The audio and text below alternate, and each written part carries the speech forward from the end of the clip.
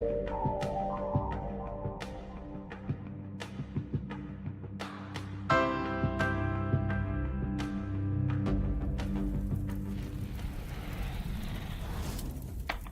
everyone, thank you so much for joining Archangel Alts trading with you live without a net. And now we're actually taking a break from the trading. I'm going to go over, of course I like to run this in the background while I'm talking to you, looking over some positions. We're expecting things to correct, hopefully, and be nice to us. The little 20 drop that it did with Bitcoin's now recovering, so we'll see whether this does as well.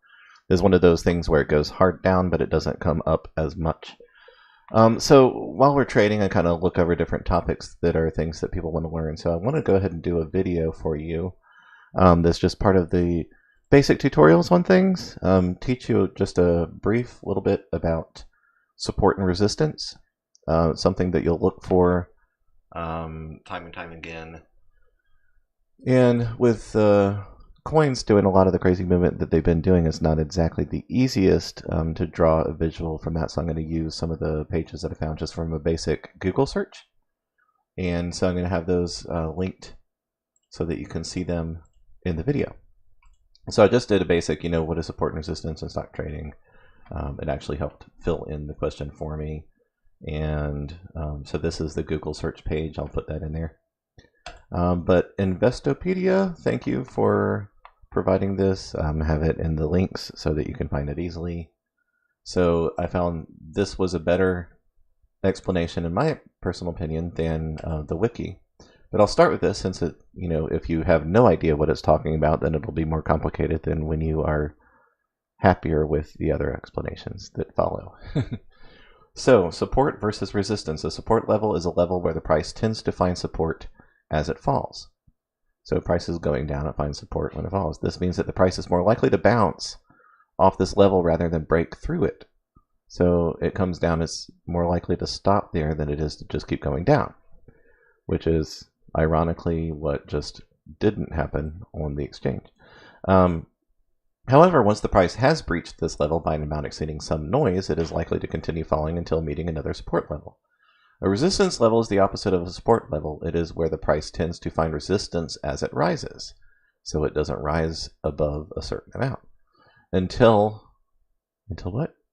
Again, this means that the price is more likely to bounce off this level rather than break through it. However, once the price has breached this level by an amount of exceeding some noise, it is likely to continue rising until meeting another resistance level.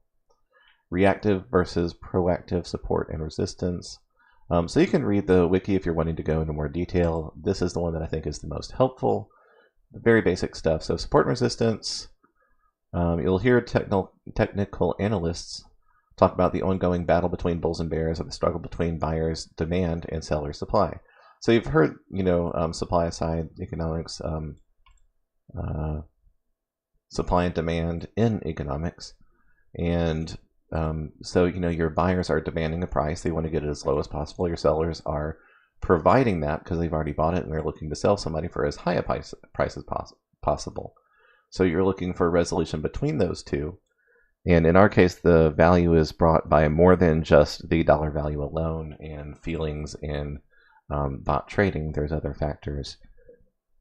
But a lot of the battle that they're talking about here, the proverbial battle lines, can be defined as the support and resistance levels where the most trading occurs. Support levels are where the demand is perceived to be strong enough to prevent the price from falling further, while resistance levels are prices where selling is thought to be strong enough to prevent prices from rising higher. So this shows you a little bit more of a clarity in that it is fighting over the price. And it's kind of a battle over, how low is too low and how high is too high. And, I want to get it for as low as possible, but people are saying it's not going any lower than that. This is where you're going to get it.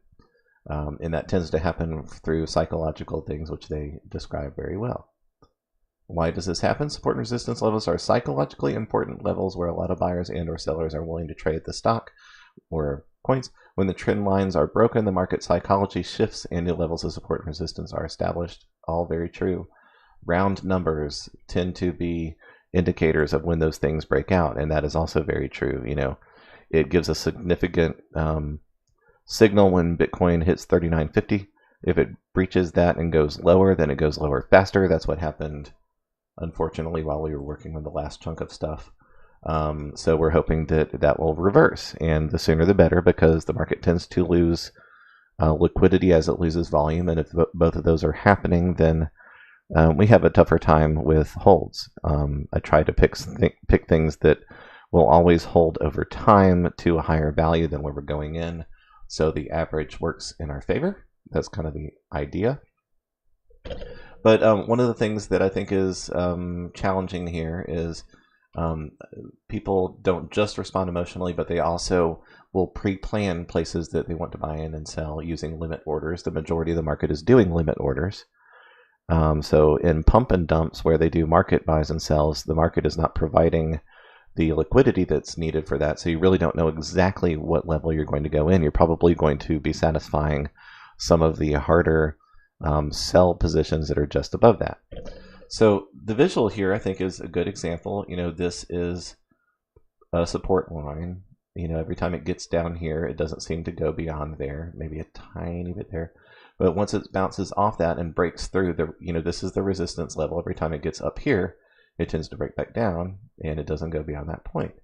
Once it has broken this, then you technically have a new trend. You're going to find that this now becomes the support that it's testing, and until it reaches a top, you're not going to know what the new resistance level is until it seems to top out at that place. So very good example, Investopedia. I will provide the links for these three in the video, and thank you so much for watching, and we're going to get back to trading hopefully soon.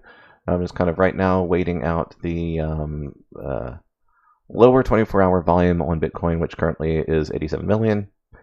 And looking at DOC, it is now at 244. We need it up at 250 and then 262. And TNT, we need at slightly higher than what it's doing now too. We were in a perfect position right here, and it just and so I really wish that we were done with that. Teaching the lesson once again to tighten up the reins, keep it quick, keep it simple, go for positions that are going to resolve quickly, and be done with it, won't ya? So ONT has had a very good day, and I'm going to not get sidetracked. All right, God bless you guys, and Archangel Alts out.